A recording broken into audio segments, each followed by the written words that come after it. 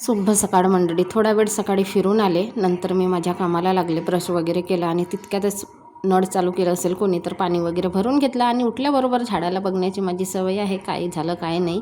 आणि आज दारामध्ये सुंदर अशी रांगोळी काढली होती, पण रांगोळ्या काही राहतच नाही, मिटवून टाकतात मुलं, खेळतात इथे. तर पण टाकायचं, छान वाटतं आपल्याला रांगोळी वगैरे टाकलं तर. दुपारी रुद्रांसला खायचे होते फ्रेंच फ्राईज, त्याच्या आवडीचे, तर मग बनवून दिलं त्याला फ्रेंच फ्राईज.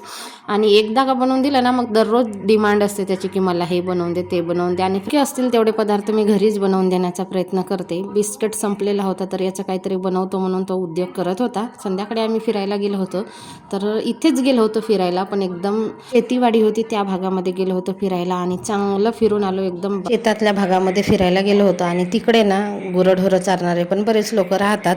तसं तर सिटीतलाच एरिया आहे, सिटीतलाच भाग आहे, तरीसुद्धा त्या साईडला जरा शेतीवाडी आहे, त्याच्यामुळे असं वाटते की आपण गावखेड्यामध्ये चाललो, गावासारखंच वाटतो. तर येता येता फुलं पण आणायचे होते आणि गेलो कशासाठी होतो आम्ही, कढीपत्ता आणायला. तर तिकडे माझ्या ओळखीचे आहेत एक दोन बाया, त्यांच्याकडून मी नेहमी कढीपत्ता आणते, तर त्याच साईडला आम्ही जातो. येता येता उद्याच्या देवपूजेसाठी आदल्या दिवशीच आम्ही संध्याकाळी फुलांच्या कड्या आणत असतो. तिकडे एक बार आहे, त्या बारमध्ये खूप सारे फुलांचे झाडं आहेत, तर तिथूनच आम्ही आणतो फुलांच्या कड्या वगैरे. संध्याकाळची देवपूजा वगैरे झाली, स्वयंपाकाला लागली, तर मी संध्याकाळी स्वयंपाकामध्ये सोयाबीनची भाजी बनवली होती.